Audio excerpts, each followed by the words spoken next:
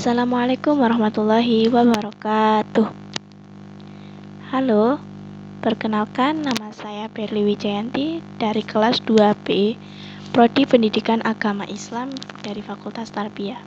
Saya mahasiswa dari Institut Agama Islam Syarifuddin Lumajang.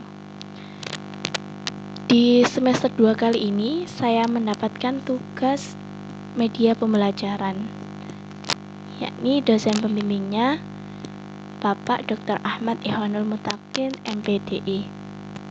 Kali ini saya akan membahas tentang kurikulum pembelajaran di Indonesia, yaitu K13 dan Merdeka. Apa sih kurikulum itu? Pasti dari kita semua tidak banyak yang mengenal kenapa sih kok harus memakai kurikulum dan kenapa saat ini Indonesia memakai 2 kurikulum. Nah, di sini saya akan menjelaskan perbedaannya dan sejarah-sejarah kurikulum yang di Indonesia.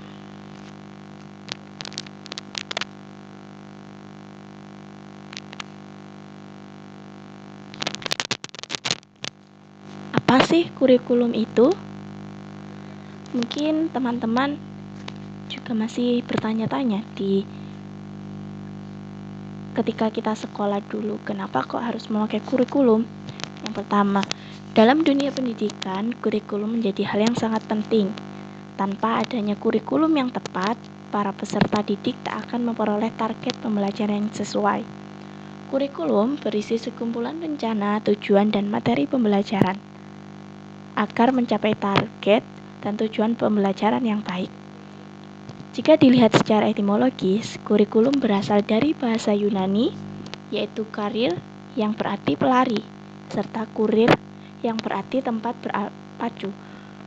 Dahulu istilah ini dipakai dalam dunia olahraga, namun seiring berkembangnya waktu, pengertian ini digunakan sebagai istilah dalam dunia pendidikan, yaitu digabung dengan kurikulum. Jadi pengertian kurikulum dalam dunia pendidikan yaitu sekumpulan mata pelajaran yang harus ditempuh dan dipelajari oleh peserta didik supaya mendapatkan ijazah atau penghargaan. Selanjutnya, tujuan kurikulum itu untuk apa? Adapun tujuan dari pendidikan Indonesia sesuai jenjangnya adalah yang pertama, tujuan pendidikan dasar yang menaruh perhatian penting pada aspek kecerdasan, pengetahuan, kepribadian, akhlak mulia, dan juga keterampilan sebagai pondasi utama. Yang kedua, tujuan pendidikan menengah yakni untuk meningkatkan kecerdasan, pengetahuan, kepribadian, akhlak mulia, dan juga keterampilan guna menjadi bekal bagi kehidupan remaja yang penuh tantangan. Tujuan pendidikan menengah kejuruan bertujuan untuk meningkatkan kecerdasan, pengetahuan, kepribadian, akhlak mulia, dan keterampilan yang jauh lebih baik dari sebelumnya. Dan tujuan utama kurikulum yakni materi yang ada di dalam kurikulum tersebut. Fungsi kurikulum itu untuk apa? Fungsi kurikulum sangat beragam. Yang pertama, bagi kepala sekolah, kurikulum berfungsi sebagai manajer dan pimpinan dalam penyelenggaraan pendidikan di sekolah. Kepala sekolah mempunyai tugas untuk melakukan pengelolaan pendidikan di tempatnya masing-masing, yaitu menjadi koordinasi antar guru. Bagi guru mata pelajaran, fungsi kurikulum yakni sebagai pedoman dalam melaksanakan pembelajaran di dalam maupun di luar kelas. Kemudian yang ketiga, bagi peserta didik menjadi target dari adanya kurikulum tersebut. Maka dari itu, kurikulum berfungsi menjadi acuan bagi para siswa mengenai apa saja program-program pendidikan yang harus dipelajari dan dipahami, serta apa saja target pembelajaran yang harus mereka capai di setiap jenjangnya. Yang terakhir, bagi orang tua atau masyarakat. Memang sih, orang tua atau masyarakat tidak terlibat langsung dalam dunia pendidikan. Namun, adanya orang tua memberikan dorongan kepada peserta didik agar mendapatkan hasil yang sesuai. Yang kemudian, hasil pembelajaran peserta didik ini dilaporkan kepada orang tua agar tetap memantau peserta didik tersebut atau anak dari orang tua itu. Perkembangan kurikulum di Indonesia itu bagaimana? Nah, Indonesia pertama kali memakai kurikulum yang bernama Rencana Pelajaran 1947. Wah, sudah lama bukan? Nah, di mana penekanan di dalam pembelajaran yaitu pada pembentukan karakter peserta didik agar menjadi manusia yang berdaulat dan merdeka. Kemudian pada tahun 1957, kurikulum tersebut disempurnakan kembali dengan tajuk atau dengan judul Rencana Pelajaran Terurai 1952. Dalam periode ini, ada perhatian khusus pada setiap guru supaya mengajarkan satu saja mata pelajaran kepada peserta didik. Diharapkan agar peserta didik itu lebih fokus dan lebih memahami mata pelajaran tersebut. Selanjutnya pada tahun 1964, kurikulum di Indonesia kembali disempurnakan. Kali ini terdapat tambahan berupa penekanan pada program Pancawadana, yaitu pengembangan moral, kecerdasan, emosional, keterampilan, serta jasmani. Perubahan kurikulum di tahun berikutnya terjadi pada tahun 1968. Pada periode ini, penekanan dititik beratkan pada pembentukan manusia, Pancasila sejati, yang harus dimaksimalkan di setiap lembaga pendidikan. Hal ini tidak berhenti di sini. Perubahan setiap tahunnya atau perubahan setiap beberapa tahunnya, kurikulum mengalami perubahan, yakni pada tahun 1975. Pada masa perubahan ini dikenal yang namanya satuan pelajaran, yaitu rencana pelajaran setiap satuan bahasan. Setelah perubahan tersebut di tahun-tahun berikutnya, kurikulum juga banyak mengalami perubahan. Tentu saja ini terjadi karena gejolak dan berbagai hal di tengah masyarakat atau problem di tengah masyarakat yang belum terselesaikan. Pembaharuan kurikulum selanjutnya dilakukan pada tahun 1984, 1994, 1999, 2004, 2006, dan yang terakhir tahun 2013. Kurikulum 2013 lebih dikenal dengan istilah K13. Pada kurikulum ini memfokuskan pada 3 aspek perubahan, yakni pengetahuan, keterampilan, serta perilaku. Memasuki tahun 2022, kurikulum ini sempat tergantikan atau ada pengganti kurikulum 2013, yakni kurikulum merdeka. Kurikulum merdeka tidak diwajibkan oleh pemerintah untuk ada di setiap sekolahnya, tetapi bagi sekolah yang mau atau ingin nuansa yang baru, maka boleh menggunakan kurikulum yang merdeka. Pada dasarnya, ada banyak perubahan yang terjadi selama kurun waktu tersebut.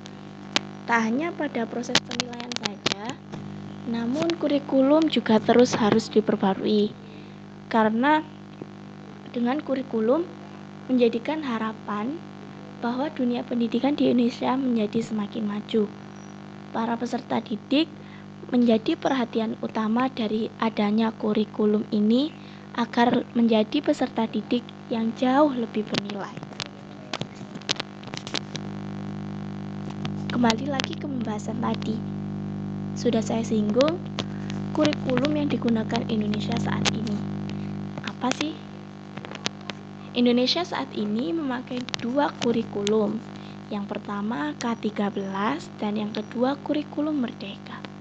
Kurikulum 2013 lebih menekankan pada pendidikan karakter.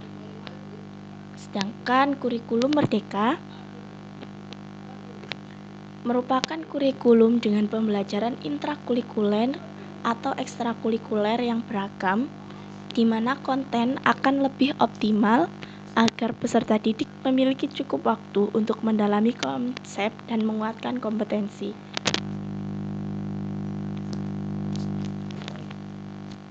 K13 adalah kurikulum yang berlaku dalam sistem pendidikan Indonesia. Kurikulum ini berlaku pada tahun 2013 sebagai pengganti dari kurikulum 2006 atau yang biasa kita kenal dengan KTSP, yaitu kurikulum tingkat satuan pendidikan. Kurikulum KTSP telah berlaku selama kurang lebih 6 tahun. Nah, barulah kurikulum 2013 masuk dalam percobaannya pada tahun 2013 pada beberapa sekolah. Dalam kurikulum 13 banyak materi-materi yang dirampingkan. Materi yang dirampingkan seperti bahasa Indonesia, IPS, BPKN, dan beberapa materi lain. Sedangkan materi yang ditambahkan adalah materi matematika. Materi-materi tersebut dijadikan menjadi satu, yakni berupa tema 1, tema 2, tema 3, tema 4, dan lain-lain. Aspek penilaian K13. Aspek penilaian K13 berfokus pada 3 aspek, yakni aspek pengetahuan, aspek keterampilan, dan aspek sikap. Apa itu Kurmer? Kurmer atau yang biasa disebut dengan kurikulum merdeka adalah kurikulum yang bertujuan untuk mengasah minat dan bakat anak sejak dini dengan berfokus pada materi esensial, pengembangan karakter, dan kompetensi peserta didik. Dalam kurikulum 13, kurikulum tersebut mengedepankan kecerdasan, sedangkan pada kurikulum merdeka lebih menekankan peserta didik agar lebih mengenal lingkungan sekitar dengan minat dan bakat tersebut. Artinya mereka dapat mengenal diri mereka sendiri, tidak mengacu pada materi saja.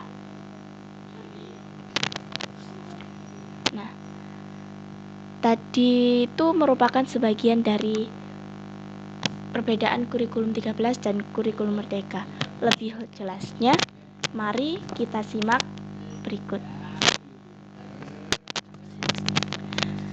Perbedaan dari segi struktur dasar. Kurikulum 2013 yang berlandasan utama dan kerangka dasar yakni tujuan sistem pendidikan nasional dan standar nasional pendidikan untuk menjamin mutu pendidikan nasional dalam rangka mencerdaskan kehidupan bangsa dan membentuk watak serta peradaban bangsa yang bermartabat. Nah, dalam kurikulum 2013 ini lebih mengacu pada kecerdasan otak peserta didik. Sedangkan kurikulum merdeka, dalam kurikulum merdeka terdapat sistem pendidikan nasional dan standar nasional pendidikan dan profil pelajar Pancasila. Dalam kurikulum ini tidak hanya dituntut untuk cerdas peserta didik tersebut, namun peserta didik itu harus mempunyai karakter yang sesuai dengan nilai-nilai Pancasila.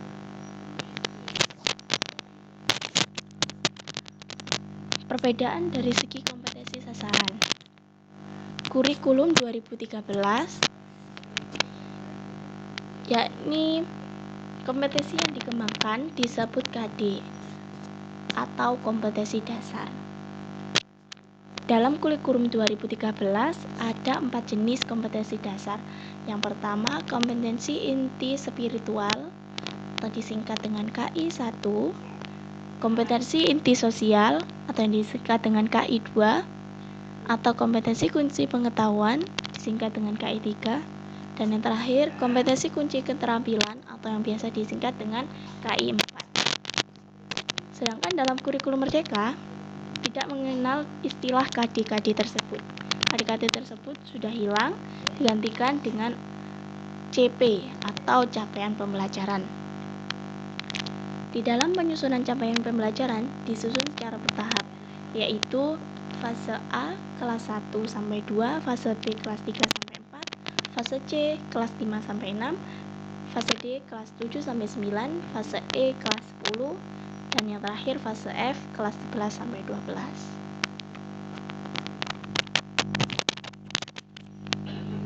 Perbedaan segi struktur kurikulum. Dalam kurikulum 2013 Jam pelajaran yang digunakan itu mingguan dan menggunakan pendekatan tematik.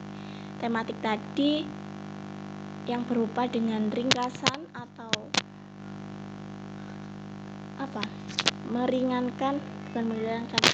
meringkasan dari materi-materi yang kemudian digabungkan menjadi satu.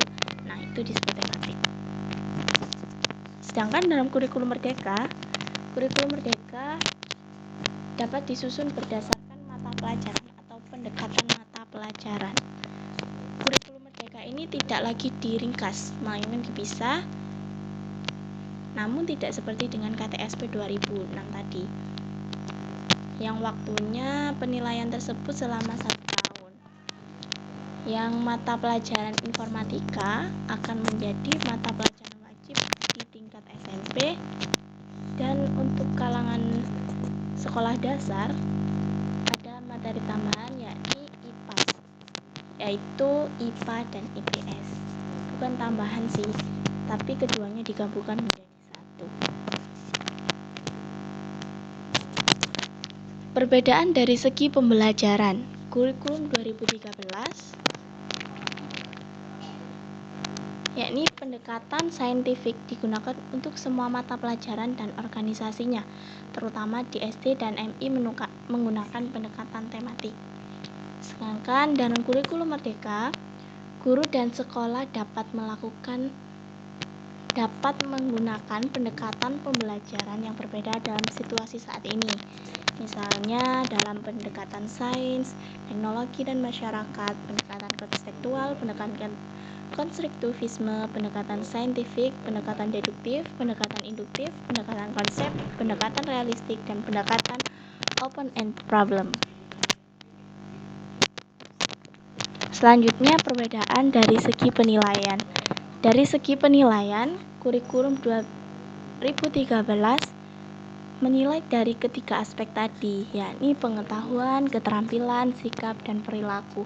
Peserta didik dinilai berdasarkan pengetahuannya, keterampilan, sikap, dan perilaku dari anak tersebut.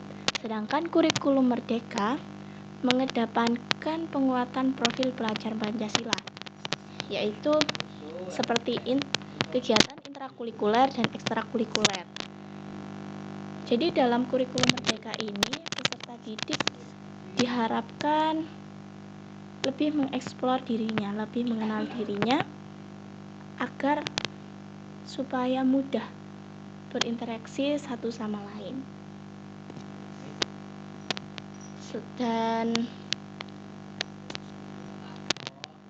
penilaian pengetahuan, sikap, dan keterampilan tidak dinilai dalam kurikulum merdeka ini, tetapi ada penilaian formatif, yakni guru itu memantau dan mengevaluasi pada peserta didik. Kurikulum merdeka dan kurikulum 2013 ini sangat berbeda ya. Dan selanjutnya perbedaan dari segi asesmen nasional Pancasila dan profil Pancasila. Kurikulum 2013 dan kurikulum merdeka memiliki perbedaan utama, yakni adanya asesmen nasional dan profil Pancasila. Asesmen nasional atau AN, khususnya ANBK, digunakan untuk menilai dan memetakan mutu pendidikan. Padahal profil pelajar Pancasila merupakan salah satu fokus hasil pendidikan atau capaian pembelajaran yang mau dituju. Nah, tidak hanya itu, dalam kurikulum ini ada beberapa istilah-istilah yang mengalami pergantian dari K13 ke kurikulum merdeka.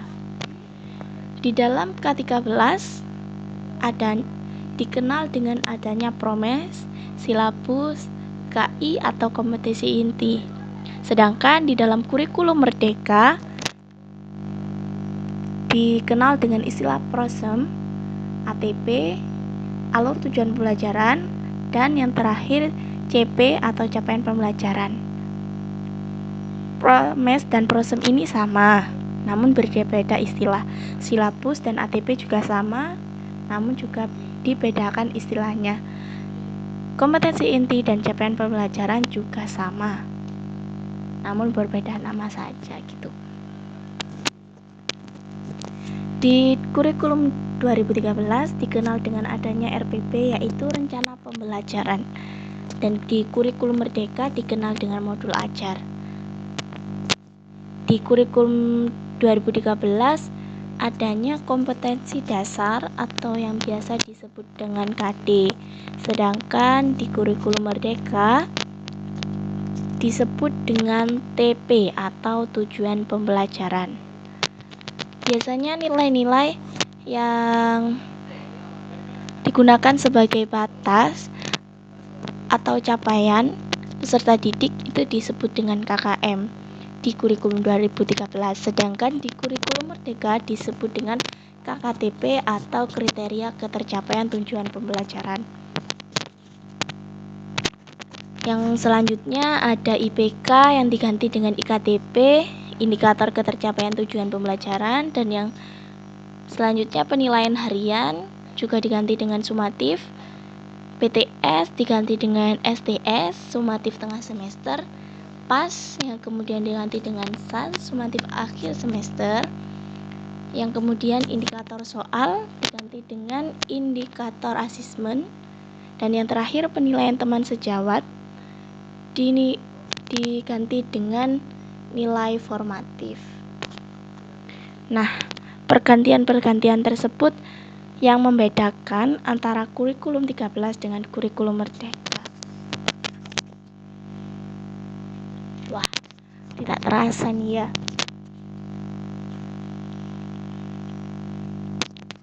Dari perbedaan kurikulum 13 dan kurikulum Merdeka, kita sudah mengenal dasar-dasarnya saja.